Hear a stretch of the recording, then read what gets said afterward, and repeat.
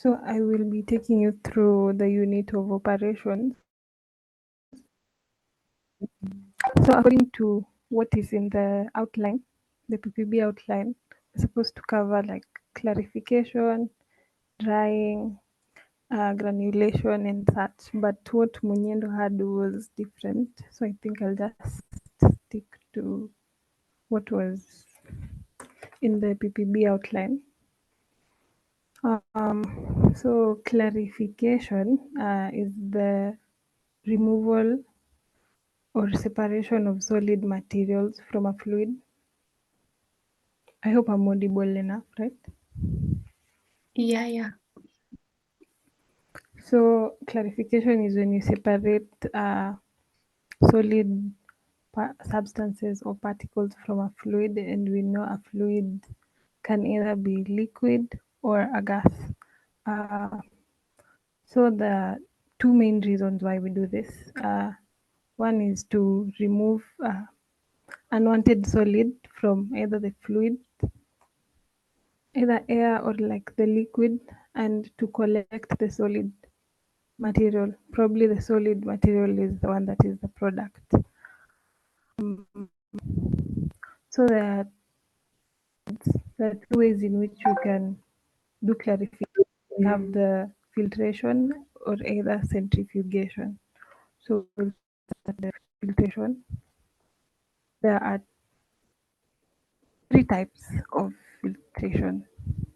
So we have there are two types, the solid fluid filtration and the fluid filtration. But under the solid fluid filtration, we have also divided into two. Hope you can see my cursor. So we have the solid liquid filtration and the solid gas filtration. The solid liquid filtration, basically you separate solid material from any liquid. It's like making tea where you use a sieve to separate the tea leaves from the tea. That could be an example. So the reasons why we do this is to, the ones that are highlighted in yellow, improve the appearance of solutions, for example, mouthwash, to remove potential irritants, for example, from eye preparations, production of what of appropriate quality for pharmaceutical production, recovery of desired solid from a suspension or a slurry, extraction of vegetable drug with a solvent. I think Gas had talked about the crude drugs, how we separate, we can use filtration, sterilization and detecting of microorganisms present in liquids, whereby you can filter using a filter that where the membrane, like the mesh, is up to 0.5 micrometers. I think most bacteria start from 0.5 micrometers going up. Then we have the solid gas filtration, where you remove suspended solid materials from air. These examples could be the vents, the HVAC system in industries to clean the air and to prevent also the air from the industries. Like you clean it so that you do not contaminate the environment. Then we have the fluid. We have the fluid filtration. An example is the one that I've highlighted: removal of oil droplets by passing them through an appropriate filter. The compress, so you separate, like, probably it could be two immiscible liquids where they can be separated by filtration. Here there's an example, like compressed air can be filtered to ensure that entrained oil or water droplets are removed. So if they are like water particles or fluid droplet, oil droplets in air, we can separate them via the fluid filtration. Several mechanisms of filtration. The most common one that we all know, I believe, is sieving and staining, whereby they're used where contamination level is low and the membrane filters are used to remove particles. For example, here's an example where they use membrane filters to remove bacteria or fibers from parenteral preparations. As I said, you can use membrane that can filter out the bacteria. We have impingement. I think there's a diagram here. I'll use it to explain it. This 25.1.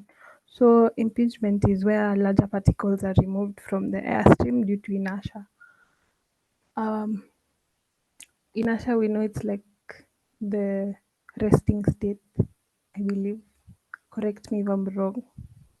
Whereby things were like, so an example here is like if this is a dust particle in air. So of course, as the fluid is moving, let's say you can see my cursor. Yes. Yeah. Let's say there's a mesh here, like a filter here, and then this is a dust particle. So when the air is being filtered, the dust particle will hit the filter and it won't pass through the filter probably because the membranes won't allow it to pass through. But now the air will continue flowing like in a streamlined motion, like it will go around the dust particle and flow out, but the dust will just be in an inertia at a resting state on the membrane, the filter membrane. And then we have the attractive forces. We know particles, especially dust particles, have the electrostatic charges. So you can use that that can be used as a form of filtration whereby you use the electrostatic charges. And we have autofiltration. Autofiltration is where like the material itself has its own filter. We'll look at it later on when we're discussing. Uh, there are several factors that affect the rate of filtration. Uh, Examples are the most common ones. Of course, the area available for filtration. When the cross-sectional area, the larger it is, the higher the rate of filtration. The pressure difference, the greater the difference, the higher the rate of uh, filtration. Also the viscosity. If the fluid is less viscous, it will be filtered quite fast, and also the thickness of the filter medium, like the filter, let's say a filter paper or the membrane. Thicker it is, the slower the rate, but if it's faster, if it's thinner, the rate will be a bit faster. So we have this equation here. It's called the Darcy's equation. It's used to determine the rate of filtration. Calculate where V represents the volume of the filtrate, T is the time, K is the constant, which can be the permeability of the paper or of the membrane of the filter. A is the area, cross-sectional area of filtration, and the change in P is change in pressure. And then we have mic, uh, the microliters divided by the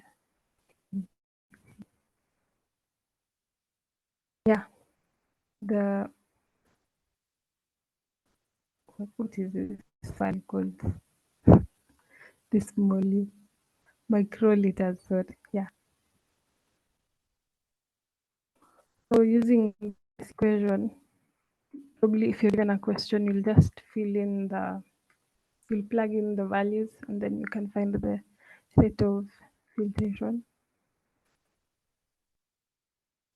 So the methods used to increase the filtration rate according to Darcy's equation, they're basically similar to the factors that affect the rate of filtration, whereby if you increase the area, partial pressure difference, increase the permeability of the membrane, and you decrease the thickness of the membrane and reduce the filtrate, you'll increase the rate of filtration. So here the ones that I've highlighted increase the area of filtration definitely, will increase the rate, increase the pressure difference. So just the explanations of, I'm just summarizing it because we have a lot of things to cover. If you decrease the filtrate viscosity, of course you'll increase the rate of filtration. Yeah, if you decrease the thickness of the filter cake. So the filter cake is, let's say you're filtering or you're extracting something. Let's say Senna, you're using water, you extract it, and then when you're filtering, after the is completed, probably you have a slurry, a mix, let's say a green uh, suspension. When you separate it, the filtrate will go down, and then you'll remain with like a greenish residue. That is what you're calling the cake. Yeah. So we have the filtration equipment.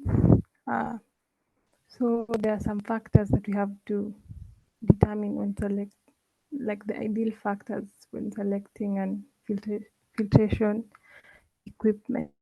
Of course, you have to consider the chemical nature of the product. You should ensure that they do not react with your the equipment you desire to, let's say, purchase, or the one that you have, the volume of the filtrate and the filtration rate required. If you have a bigger volume of material to be filtered, you'll have to look for something that can filter the volume that you have and within a certain period of time. We have the operating pressure needed. Some materials, as we'll see, there are some that work under they use the vacuum, so the pressure difference is high. Some use gravity, so it will depend with the pressure needed, the amount of material to be filtered, the degree of filtration. This will determine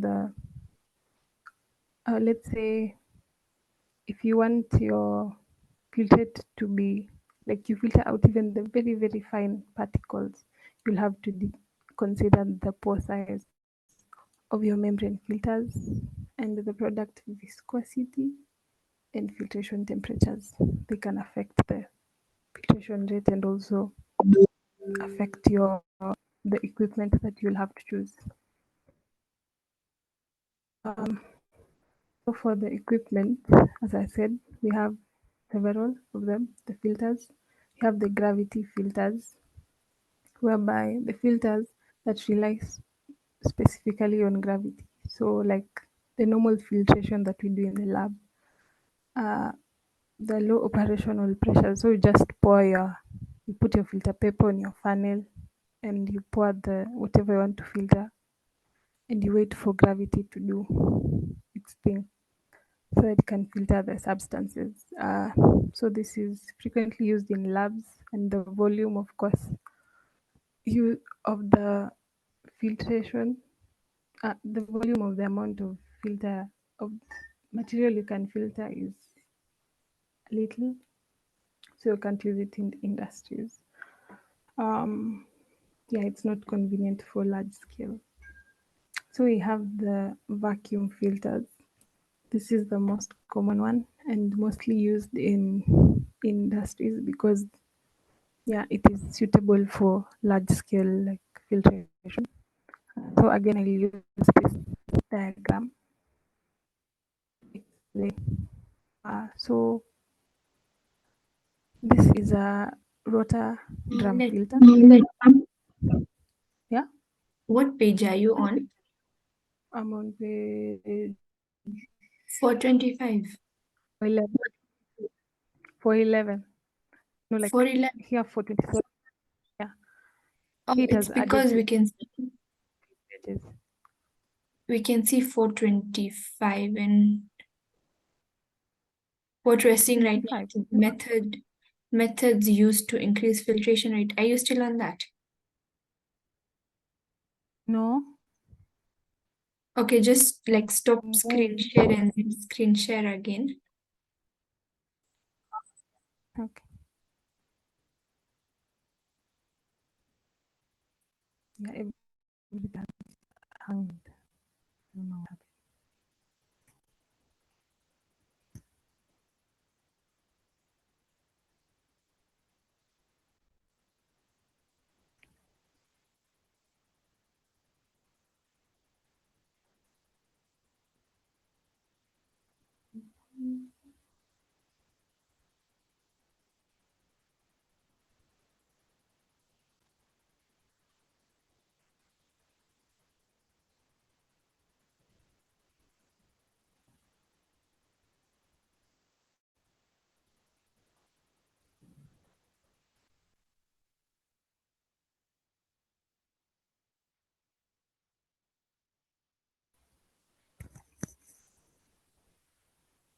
Is it visible now?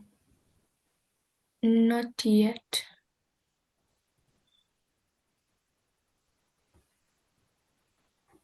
It's just showing that you have started screen sharing, but we can't see anything.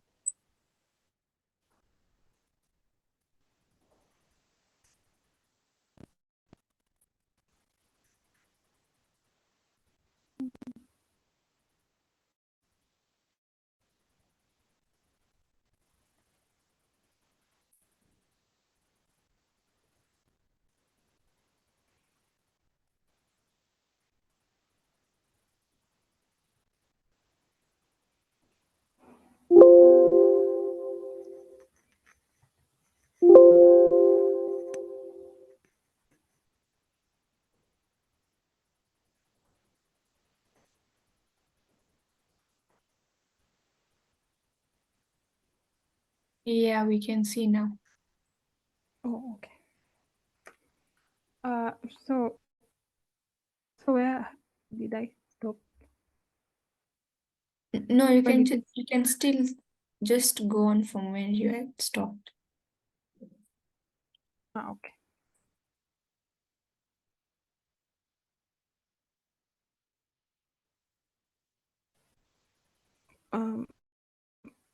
So you can see the rotor drum filter. Can you see in the Yes. okay. So I was explaining how this drum works.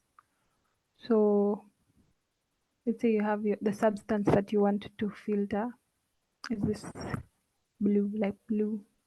It's put in the slurry trough, and then this uh, the connecting this drum will be rotating. So the slurry, of course, the slurry has the solid particles and the fluid bit. So when it's rotating, it will pick. Oh, I hope you can see my cursor. So this that I'm showing is the filter membrane. So when this rotates, it picks it deep into the slurry, and then using the vacuum inside the rotor drum, there's vacuum space. So of course, with the pressure difference, the liquid or the fluid part of the slurry will tend to be sucked inside the drum. So as it moves, so as it rotates clockwise, it will move the drainage zone where the excess will fall back into the slurry trough, and then it moves to the washing zone where water will be run through the filter again the water will be sucked inside the drum. It moves to the drying zone where it's dried, and if there's any cake formed, it will be off. That's how this filter drum works. Clear. Um, so here, this is just telling us the different zones I've explained in the previous diagram. Uh, so the advantages of the water drum is it is automated and the operation is continuous. It can filter large capacity. Variation of the speed and the rotation enables the cake thickness to be controlled. The disadvantages is the rotor filter is a complex piece of equipment, so definitely it will require skilled personnel to operate it, and it is quite expensive. The cake tends to crack because of the air being drawn inside the vacuum system. Uh, Being a vacuum filter, the pressure difference is limited to 1 bar, yet some hot filters may boil due to the reduced pressure. And the rotor filter is suitable only for straightforward slurries. We can move to the pressure filters. This is where the meta filtration occurs. So this pressure filter, this is the diagram. The melter filter, the one that I was telling you about, the auto filtration. So this filter is constructed in such a way that it has like this projection that contains like rings. And then these rings are in a form of, they look like a nest, a bird's nest basically, whereby at the top is wider than the bottom and the end is capped. So the fluid is put here inside, the slurry is put in the hole, and then a great amount of pressure is exerted, and then the solid particles and the fine particles will settle at the bottom. You see like how, let's say in a swamp, then some, or like a bottle of water and then you shake it. Then when you exert a lot of pressure in it, the particles inside start settling, and it forms a very fine layer of silt, like at the top. So now the liquid at the top, and then you can just draw it out, like you can pour it out. So that's metafiltration, autofiltration, whereby the particle, the filtrate, the slurry itself, it's used to filter like itself, autofiltration. I hope I'm clear. If you're confused or have any questions, you can just ask. Um, so in this form, the metafilter can be used for separating coarse particles, but for finer particles, a bed of a suitable material is first built over the rings by recirculating a filter aid suspension. So if the materials are too fine, you'll have to incorporate a filter aid, like you add a membrane. It can be used to clarify liquids, and with this it is possible to analyze the liquid using this filter, whereby the particles are separated, like you can sterilize something using this metafilter. So we also have the cartridge filters for those car enthusiasts. The cartridge filters are the ones used for the oil filters in cars. And they look like uh, they they're like a pleated skirt. You see those pleated skirts, how they are. the filters are in that form, making a cartridge whereby when a product is pumped at high pressure, it will be able to filter it. Then we have the cross flow microfiltration. Here is a diagram.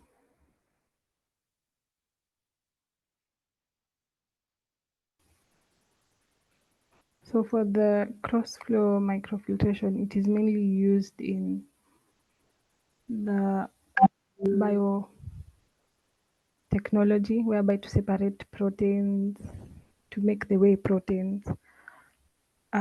So the products, we have a lumen here, then a membrane and a porous material.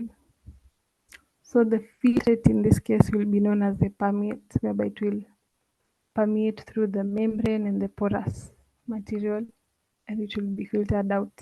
And this can also be used in where blood plasma and alcohol are separated, whereby the plasma will remain in the lumen and then alcohol will pass through. Uh, from there, we can now talk about the centrifuge. We said there are two methods of clarification, whereby we can use filtration and centrifuge. The centrifuge is simple, it uses the centrifugal force, and there are two types of the centrifuges. We have the perforated basket. So this is the diagram of the perforated one basket. The fluid, the slurry is put inside, and then centrifugal force is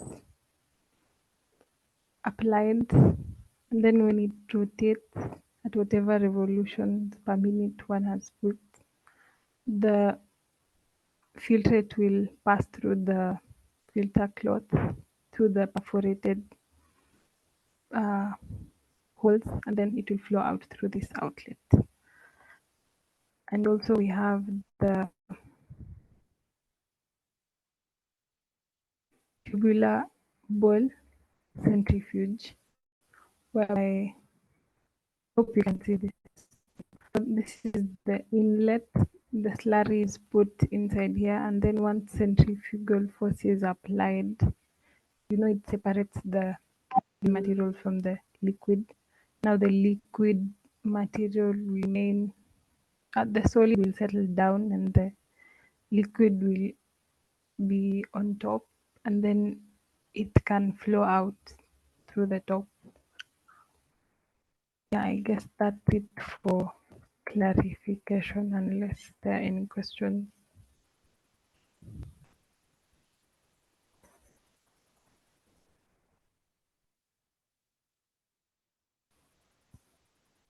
Do we take a break, or I just move to the next?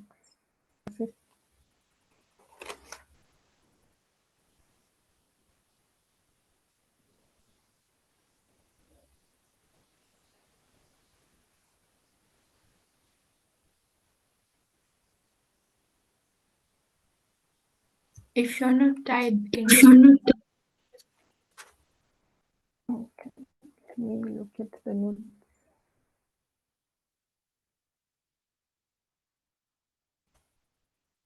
Also, there were no notes from either Munyendo or Kabarak or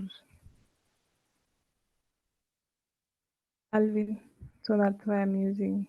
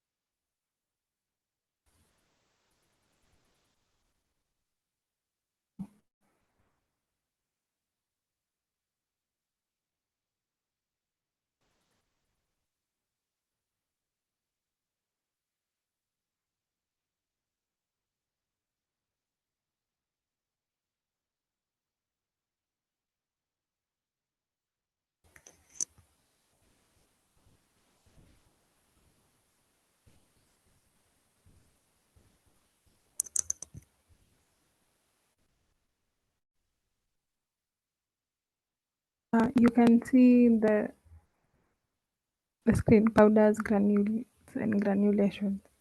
Yes. Okay. So mainly here I'll be focusing on the unit of operations, bit comfort will take you through the dosage forms. So granulation is whereby like dry particles aggregate together uh, as powder. This powder particles they come together, then they form granules. So there are several reasons why granulate. First of all is to prevent segregation of the constituents of the powder. So we know, like, let's say you have your API and your excipients, all of them in powder form, and then you subject them to like agitation. There's a probability that the powder particles will segregate, like depending on the size of the particles, like they'll separate, so you won't have like a uniform mixture. So in order to prevent segregation or demixing, you have that's why we do granulation. We also have to improve the flow properties of the mixture. We know that powders tend to, especially if they're very very fine, they tend to stick on the surfaces of, let's say, the mixing machine, or the when compressing tablets, like they can stick on the dies and the punches. So we're doing that to prevent, we that's why we're making granules. We're also improving the compaction. So when making tablets, it's easier to compact granules than to compact powders, because powders tend to, yeah, as I've said, stick on the dies, and probably those tablets they would crack easily because they're not adhered to very well. And as we'll see in granulation, they use binders and all these things to ensure that they aggregate together. Mm, there's also granulation of powdered toxic material will reduce the hazard association, the generation of toxic dust. Yeah, so let's say you're in an industry and the particles the powders you're handling are toxic, so the chances of you inhaling the powders are very high compared to granules affecting you. That's why we are doing the granulation. Also, materials are slightly hygroscopic, that are slightly hygroscopic may adhere to form a cake in stored as powder than when stored as granules. And granules have a greater bulk density than the parent powder mix, thus occupying less volume per weight. So powdered and granulated products as dosage forms. What are the advantages? So the solid preparations are chemically more stable compared to other, like the liquid dosage forms. That's why they prefer either powdered or granulated products. They're convenient in that you can administer high doses of like an API in form of powders or granules compared to like tablets, and yeah, compared to like tablets, for example, like the ORS, they may have a high amount of certain compounds in powder form, whereby you can mix it with water, hence it's easier to administer drugs as powders, that is in higher doses. Orally administered powders and granules of soluble medicaments have a faster dissolution rate. So of course the powders, it's like they're already disintegrated. so it's easier for dissolution to occur. Uh, the disadvantages is that powders, bulk powders or granules are far less convenient for a patient to carry. Like, let's say you're supposed to take one, you're given like to take one sachet after every 4 hours. So that meaning you'll take 6 times a day. So you'll be given like many sachets of the drug compared to like tablets. Probably you'll just be given one blister. Masking of unpleasant taste is difficult in powders and granules compared to tablets and solutions. This I think is self-explanatory. Uh, Bulk powders and granules are not suitable to administer drugs with low doses. Like probably the API, the mixing won't be uniform in powders. So it's when you have like small doses, let's say 5 micro 50 mg of something, and then you have like a 5 gram packet of powder. So it's easier to administer it either in tablets or in parenteral.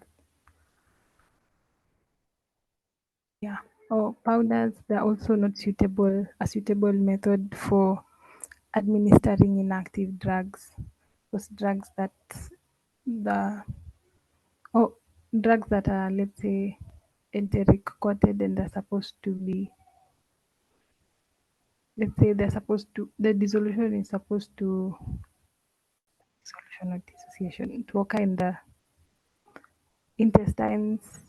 It will be affected by the stomach. So it's difficult to administer such drugs because they can be inactivated in the stomach. Mm. So the several powders, you have the oral powders whereby you can mix with water, take them. You have the effervescent one. The effervescent powders, they contain whereby they react when you add in water, then they release carbon.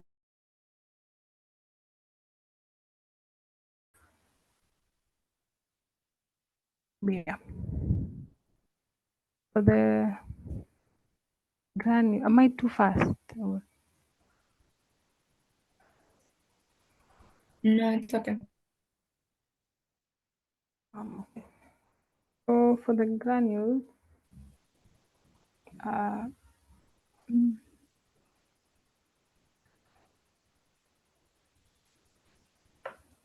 there are several types of granules. There's the effervescent granules, the coated granules, gastro-resistant granules, and modified granules.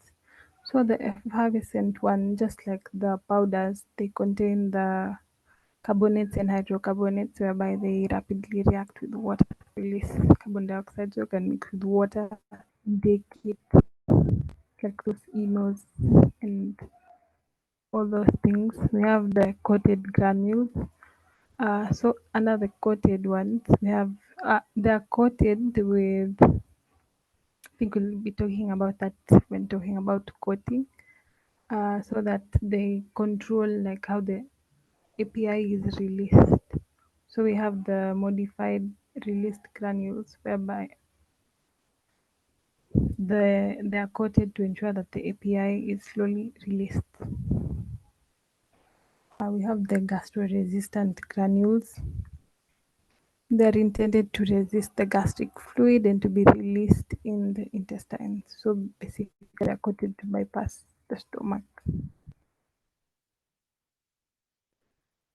For powders, we have several routes of administration. I think comfort will be more detailed here, but we have powders for inhalations. We know some inhalers use the powders. We have the nasal powders. Yeah. We also have the topical powders, probably the antifungals, and the ear powders, and also dusting powders. Uh, we have, especially for those people who have animals, they dust the powders on the pets so that the parasites can die off. Also, some dusting powders are those ones that are used for the athlete's foot, such powders. Um, mhm. I think here comfort will cover more on the types of powders. We know that I can just quickly, what I can say about this is we have like the powders and granules that are used for solution or suspension formulations, like the, what are they called, antibiotics for children, whereby they are reconstituted, they are powders which are reconstituted with water. We have the powders for injection, whereby they use the water for injection, they reconstitute the drug and inject it.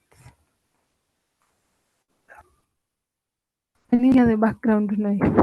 Okay, I'm sorry.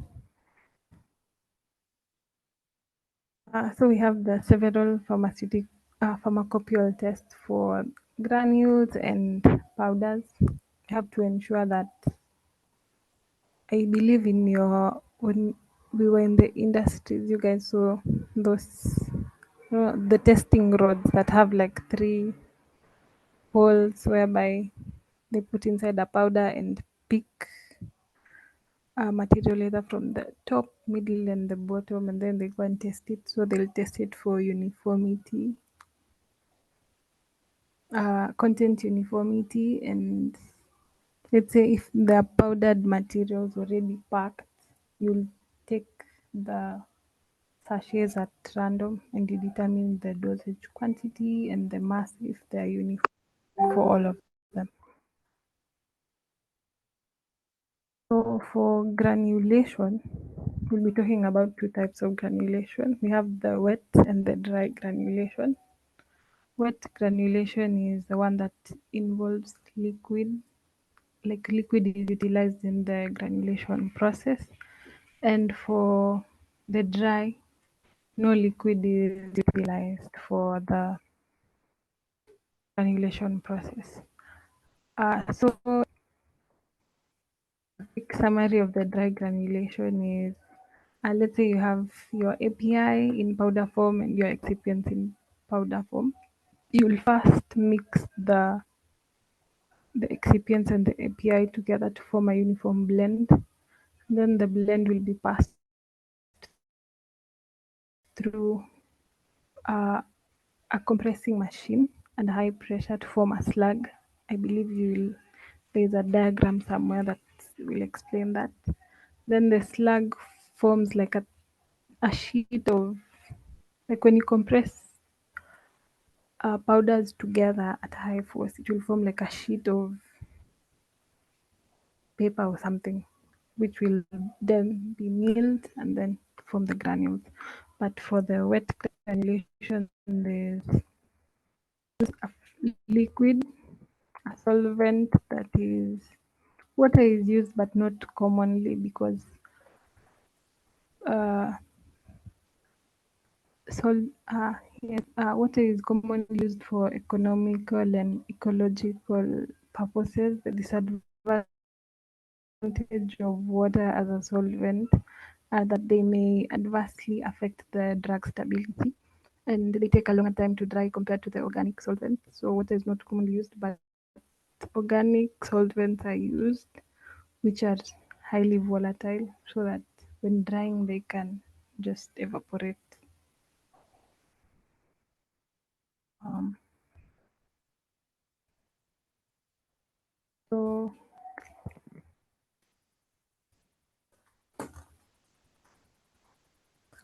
uh, hmm, okay. So there are several mechanisms that are used in bonding in like forming granules. The five primary bonding mechanisms between these are the adhesive and cohesive forces. In the immobile liquid films between individual primary powder particles. So we know the adhesive and cohesive forces, attraction between similar particles and different particles. So let's say in wet granulation, the particles will adhere together. I think that's cohesion. And then also the liquid that is used there to ensure the binding, it will they will bind together using the adhesive force, forming like one granule. So this will happen and then granules will form. We have the interfacial forces in mobile liquid films within granules. I believe Saru talked about the surface tension. There's a diagram explains this. So like the surface interfacial tension works by where when you introduce like a liquid in a powder, it will start by forming the bridges between, like the water itself still has, let's say it's water. There's surface tension between or on the surface of the water. Now when you introduce it into the powder, it forms like a pendular type of bridge whereby when you introduce more fluid, it will form like a funicular type of bridge, whereby just the how would I put it? Hiral, do you have like a simpler way of explaining the interfacial force with in granule formation? For this particular one, like for this pendular and funicular one, Yeah, um, so basically, when you if you have like now the dry state, and now you're adding like the granulating liquid or whatever you're adding. So it goes through these stages where first it goes to pendular, where you'll see like these thin bridges. Then it goes to funicular and then capillary. yeah, Yeah, and then now to suspension. But we don't want it to go to suspension because you yeah, want that it to be like dry and not in a suspension form. Yeah, I think that's what I've understood. yeah. I guess that's a simpler way of explaining the interfacial forces. Um, we have the formation of solid bridges after solvent evaporation. I believe when it forms, like it gets to like the capillary, or let's say you have a suspension. When you dry it, it will go back to forming a granule. So that's how the, and then when it dries off, the particles will aggregate together. So that's how the solid bridges are formed. Then we have the attractive forces between solid particles. It could be electrostatic or just also at the short. And then the mechanical interlock. I guess, yeah, we've explained the adhesion. Viral has explained the interfacial forces. Uh, for the solid bridges, we have partial melting, hardening binders, and crystallization of dissolved substances. For partial, I think there's a place we'll cover this. We're not talking. I think it's not somewhere down here we'll be covering about this. So I think I'll just explain it down there. Yeah. And then from yeah, we've covered the attractive forces. So for I think I've seen this question asked somewhere, the mechanism of granule formation. So we've seen that there are two methods, there's the dry and the wet. The dry granulation, adhesion of particles takes place because of the applied pressure, as I had explained. Then for the wet granulation methods, the particles are there together because of there's a liquid introduced into the powder. So there are like three steps in granule formation. You have the nucleation. Nucleation is where one particle adheres to another particle uh, for using the yeah it just adheres to another particle, it forms something like a nuclei. And then the second step is the transition, where one nuclei adheres to another nuclei. Letting we're not able to see that. My goodness, what happened again?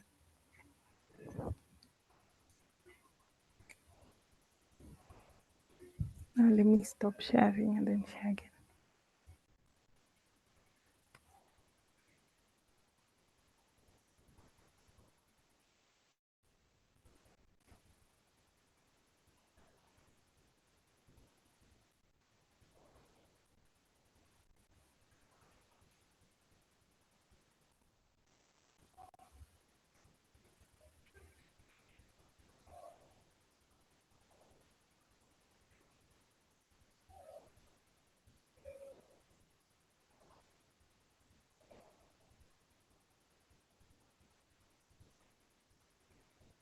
Is it okay now?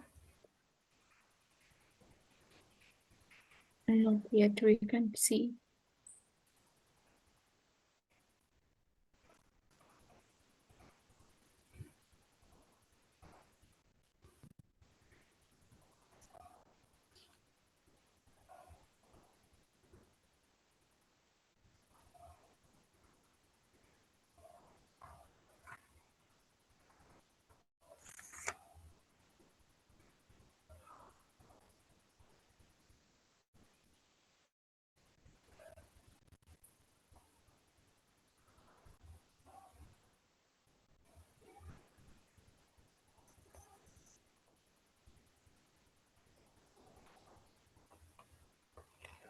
What about now? Not yet. um,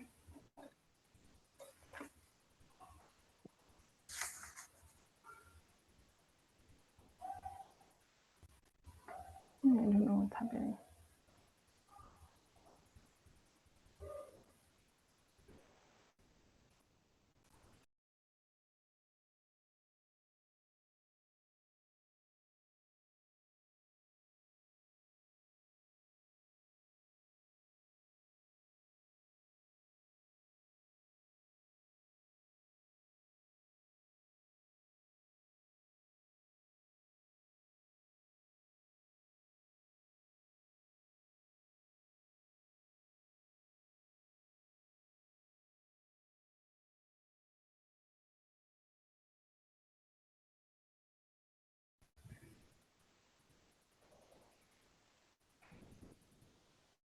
Is it visible?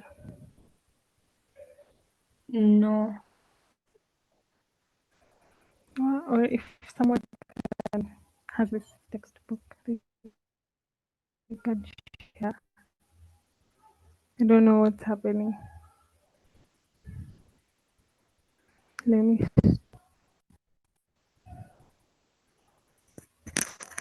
Unless we continue like tomorrow morning, like you can finish tomorrow.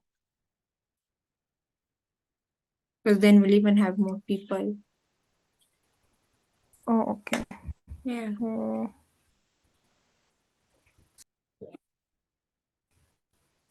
I think that's fine then.